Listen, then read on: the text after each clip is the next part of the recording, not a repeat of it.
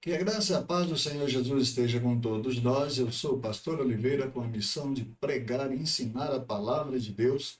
E hoje me proponho a falar sobre as grandezas de Deus. É algo estarrecedor, algo fantástico. Então, para meditar nas grandezas de Deus, nós precisamos conhecer a sua obra. Podemos conhecer um autor estudando a sua obra. Deus se revela na sua obra do princípio ao fim. Nós temos três grandezas no universo que foi criadas por Deus, e essas três grandezas são a altura, a largura e a profundidade. É interessante dizer que são coisas que o homem ainda não descobriu, ainda não se tem um estudo acabado sobre essas grandezas. O universo é infinito como a mente de Deus. E para conhecermos, como já disse o autor, é importante estudar a sua obra. Por isso eu estou aqui com a Bíblia aberta. E se você tiver uma Bíblia aberta aí, convido você também a abrir a sua Bíblia, que é a palavra de Deus, e nós vamos aqui procurar meditar sobre isso. Né? Não quero de maneira nenhuma trazer aqui algo acabado. É só para a gente entender a grandeza de Deus, os princípios básicos da grandeza de Deus. A altura nós podemos comparar com a revelação de si mesmo.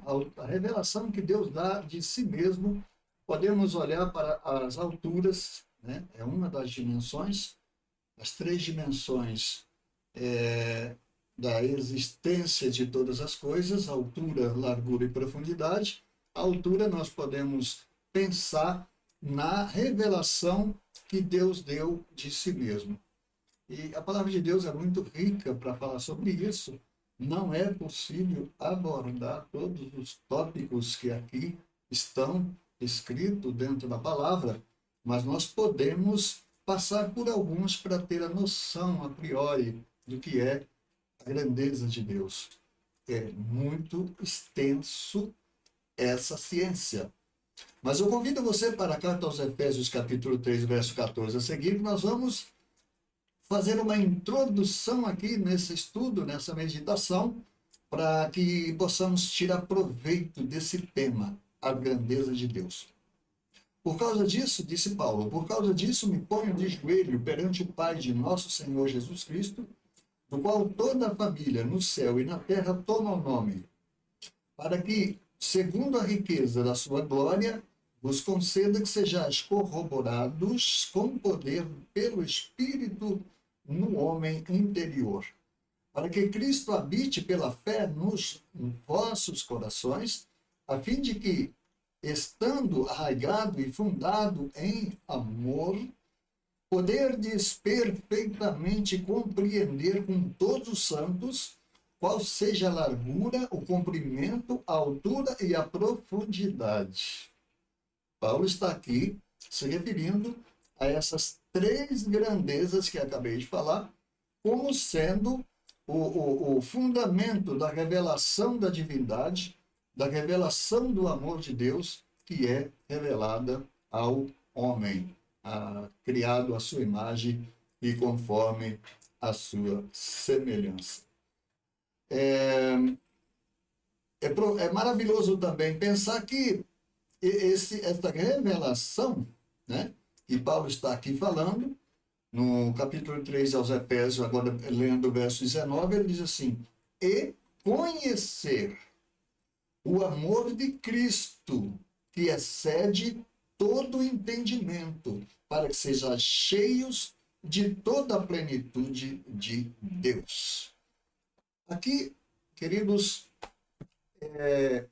completa um argumento, né, nas Escrituras para que nós possamos meditar sobre a grandeza de Deus. Quando eu disse que a altura é uma das dimensões da visibilidade humana, nós olhamos para cima, estamos vendo a altura, olhamos para baixo, estamos vendo a profundidade, e giramos em 360 graus, nós temos a largura.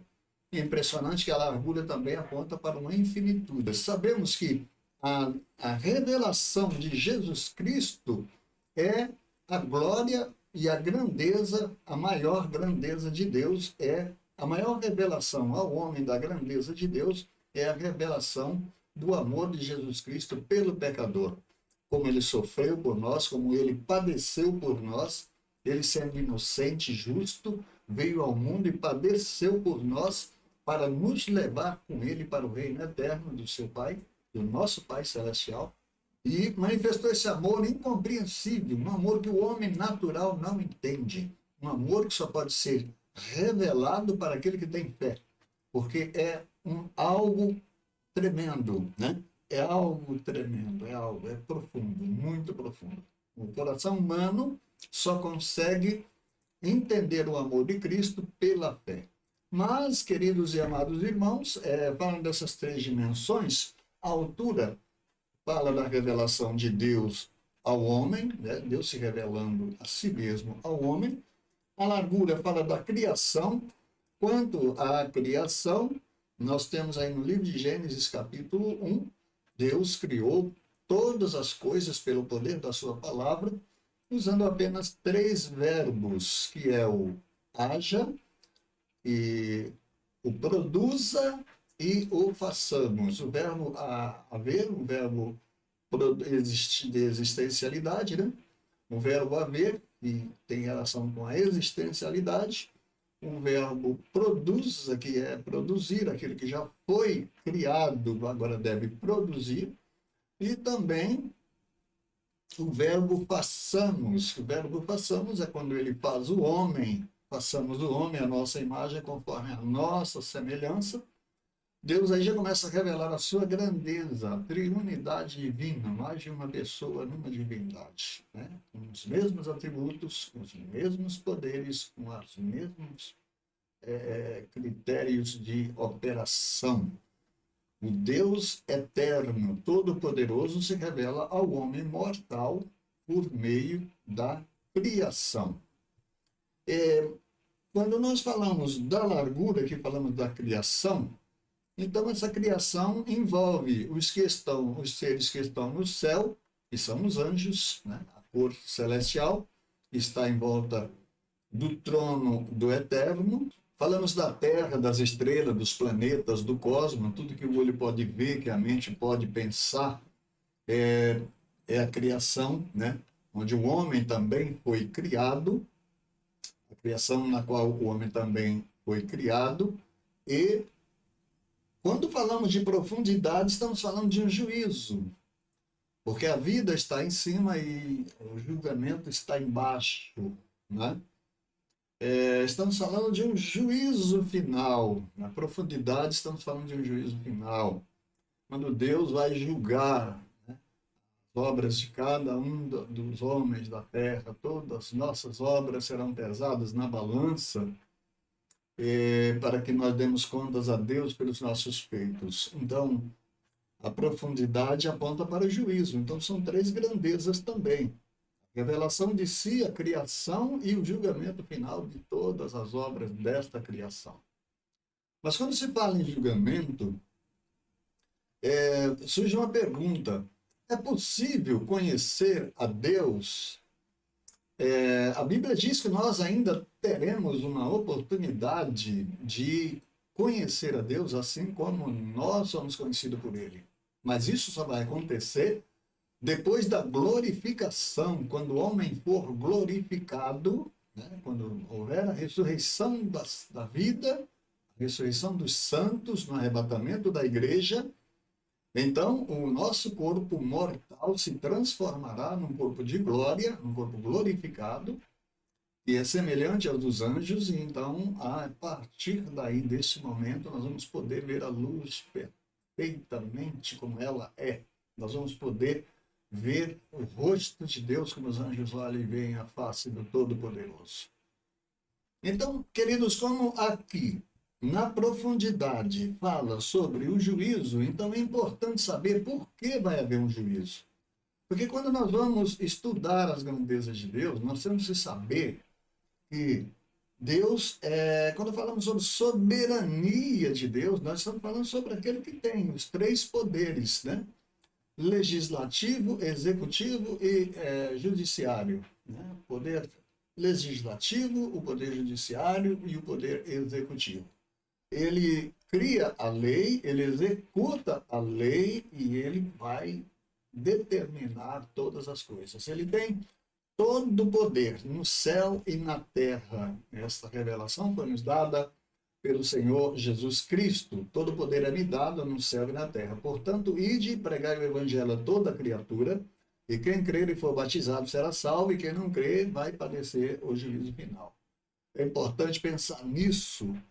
Mas quando Paulo continua, que Paulo foi um dos maiores mestres do colégio apostólico, foi um dos maiores mestres, quando ele vai falar sobre a causa e os motivos da condenação, ele escreve aos Romanos, no capítulo 1, versículo 20, ele diz, porque as suas coisas invisíveis, ele está dizendo que Deus deve ser conhecido pela sua obra, presta atenção nisso. Porque as suas coisas invisíveis, desde a criação do mundo, tanto o seu eterno poder como a sua divindade, se entende e claramente se veem pelas coisas que estão criadas, para que eles fiquem inexcusáveis, para que eles fiquem indesculpáveis no juízo final, na profundidade, na última grandeza da existência do universo. O homem vai estar sem desculpa. Ele vai estar diante de Deus sem desculpa. Não tem como escapar desse julgamento, porque não haverá argumento algum que possa livrar o homem dessa condenação, caso ele recuse a aceitar Jesus Cristo como seu Salvador, que está lá na largura, né? Na existência, na criação, na revelação de si. Quando Deus se revela ao homem, ele envia Jesus Cristo para testemunhar de que ele é um Deus verdadeiro. Vamos para o verso 21 da carta de Paulo, no primeiro capítulo, que diz, porquanto,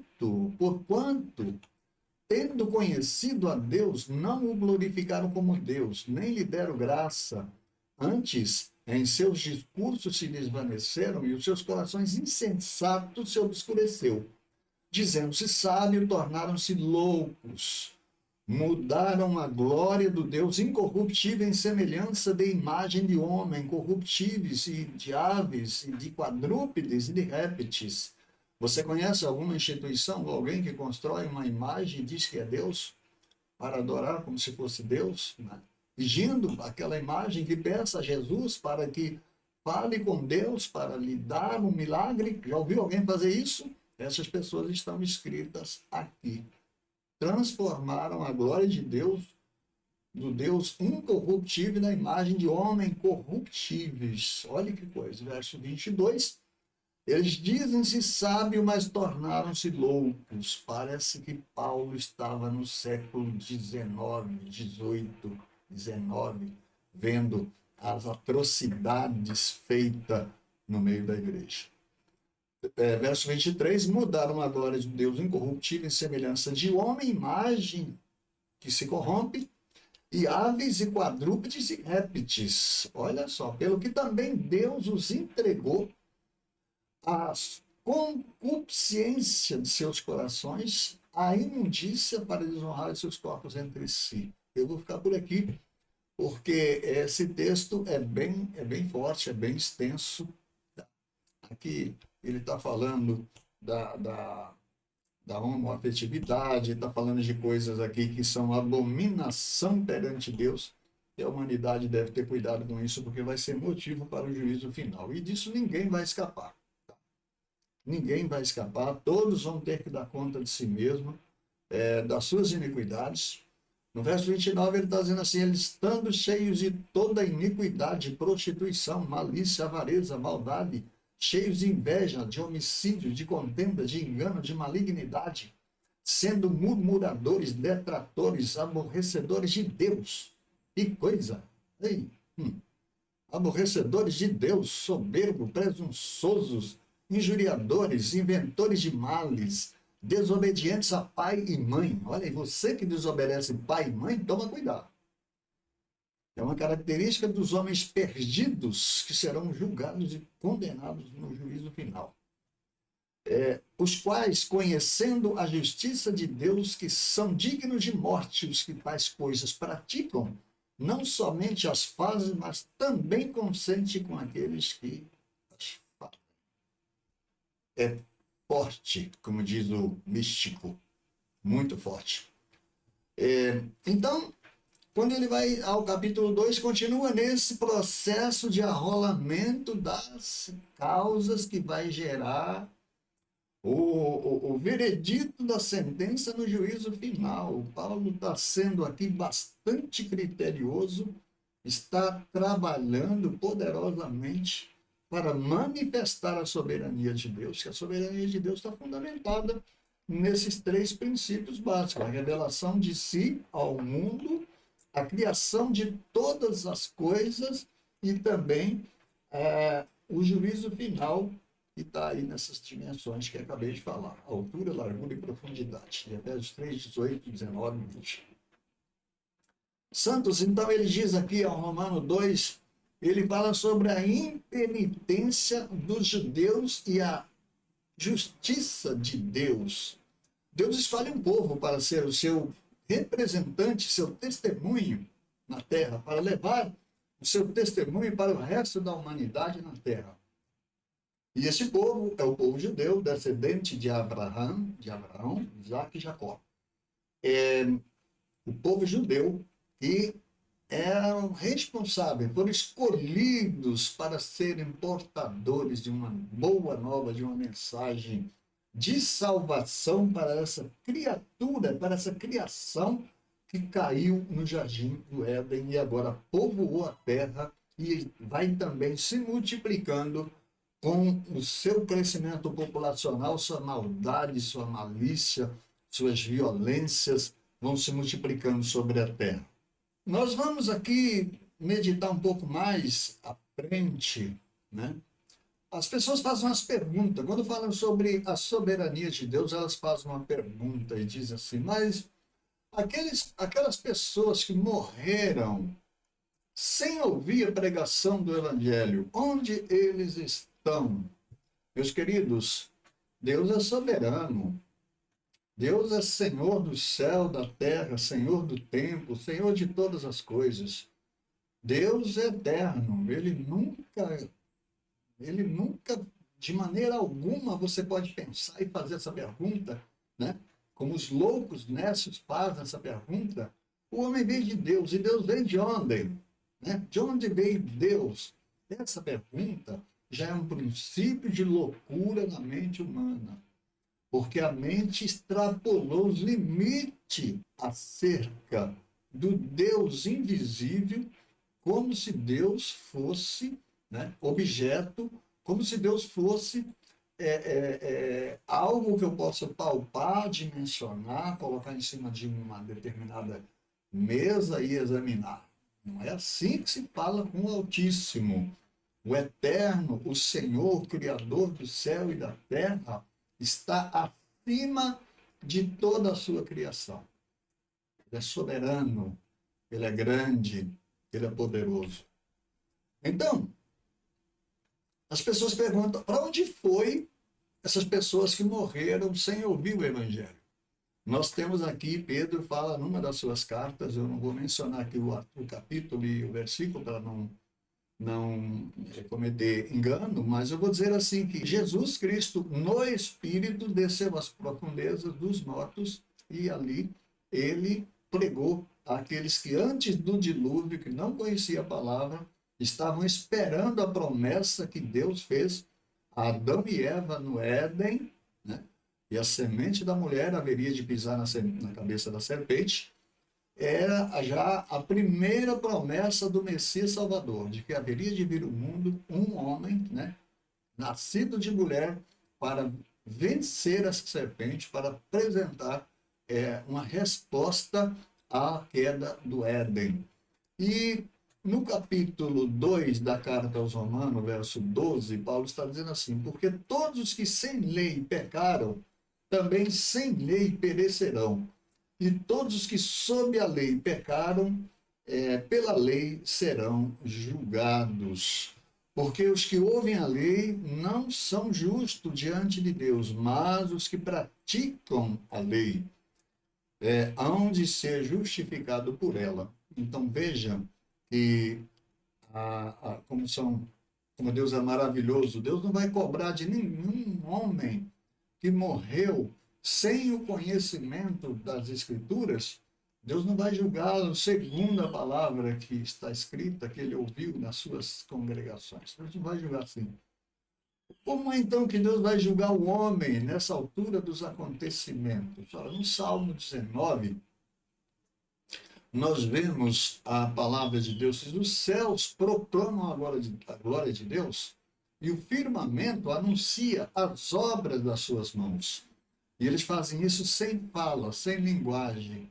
Olhando para a natureza, os homens vão ver que há um Criador. Né? Tudo que foi criado corrobora para que o homem creia que existe um Criador. Na carta que nós lemos, né, aqui um pouquinho antes, está escrito aí que toda a criação de Deus, né, tanto a sua criação como o seu eterno poder, a criação como o seu eterno poder testificam da existência de Deus, para que o homem ele não tenha desculpa. Né? Quando nós olhamos para o mar e vemos aquela grandeza, pensamos, quem construiu isso? Quem fez isso? Como pode uma coisa tão perfeita como é o universo, o sistema solar, né? A Via Láctea, todos esses planetas alinhados do jeito que estão, como eles podem ter surgido de uma explosão? De que modo, eu faço a pergunta, de que modo a desordem gera a ordem? De maneira alguma. A desordem gera mais desordem. E a ordem gera mais ordem. E onde há ordem e decência, sabe-se que existe um legislador. E legislou uma lei para que cada uma das suas criaturas, quer sejam racionais, quer sejam animais ou vegetais, vivam a partir de uma ordem, né, no seu mundo, no seu habitat. Olhando também para aqui, mais um pouquinho, abaixo, podemos aprender mais coisas, né, que Deus ainda está falando através do apóstolo Paulo. No verso 16 do capítulo 2 de Romanos, ele diz assim: haverá um dia em que Deus há de julgar os segredos dos homens por meio de Jesus Cristo. Há de julgar o segredo dos homens por Jesus Cristo, segundo o meu evangelho, ele está dizendo. O Senhor Jesus, quando esteve entre nós, ele disse, está escrito na palavra, para que todos aprendam e saibam, e a palavra é a verdade. Está escrito, ele falou, se alguém não crê na minha palavra, eu não julgo, porque eu não vim para julgar. Mas essa palavra que eu vos tenho falado, ela vos há de julgar no último dia. Então aí, cada um daqueles que duvidam da existência de Deus, aquele que se diz ateu, né? Aquele que se diz que não crê Deus, Deus não existe, tudo bem, não existe para você, mas o fato de você dizer que Deus não existe não quer dizer que ele não exista. Né? Não é porque você não pode ver Deus que Deus não está aí. Deus não está aqui, nesse momento, agora. Né? Então, precisamos pensar muito sobre tudo isso. Então, queridos irmãos, nós chegamos aqui ao final da nossa meditação sobre as grandezas de Deus, trazendo para nosso entendimento a meditação nessas três dimensões do universo, altura, largura e profundidade. E também essas três dimensões da espiritualidade, a revelação de Deus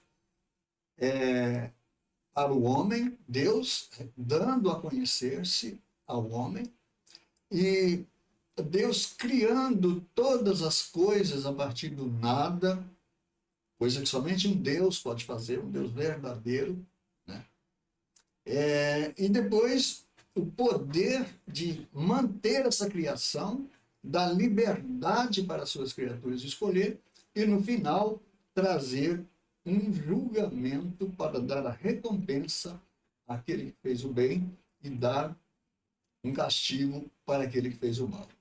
Então, o que se pode conhecer de Deus, nós conhecemos pela revelação da Santa Escritura, conhecemos pela natureza que ele criou, as forças que não podemos controlar, é maior do que nós, mas é menor do que quem as criou.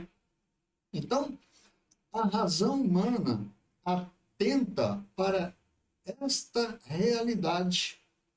Existem coisas que são maiores do que nós não podemos controlar, mas que essas mesmas coisas são controladas por um Criador. E eu quero concluir aqui trazendo a lembrança a passagem que Jesus com os discípulos estavam atravessando o mar da Galileia e veio um temporal, um vendaval, uma tempestade, e as ondas queriam já cobrir o barco. E Jesus estava dormindo no barco. E os discípulos apavorados, jogando as coisas para fora. E, de repente, um dos apóstolos foi lá e falou com ele: mestre, o senhor não vê que nós estamos perecendo? Olha a tempestade. Ele acordou e disse assim: em quem está a vossa fé? Então ele repreendeu o vento e repreendeu as ondas, e o mar se acalmou e o vento parou. E eles fizeram essa pergunta: que homem é esse que até o vento e o mar lhe obedece? Então, queridos, aí está a revelação de Deus de si mesmo. Forças que é maior do que o homem, que o homem não pode controlar, como a força do vento, como a força das ondas, como a força do mar, a grandeza dos oceanos, mas há um que controla todas essas forças que o homem não pode controlar. Queridos, vou pedir para você que compartilhe esse vídeo. Se você gostou, compartilhe esse vídeo com alguém que você conhece, né? Peça para se inscrever no meu canal. Vamos formar aqui uma família muito grande para semearmos a palavra de Deus e continuarmos ensinando a palavra do Senhor, nosso Deus. Que Deus abençoe a todos nós, Deus abençoe cada um de vocês, sua família, e até uma nova oportunidade, se assim Deus nos permite.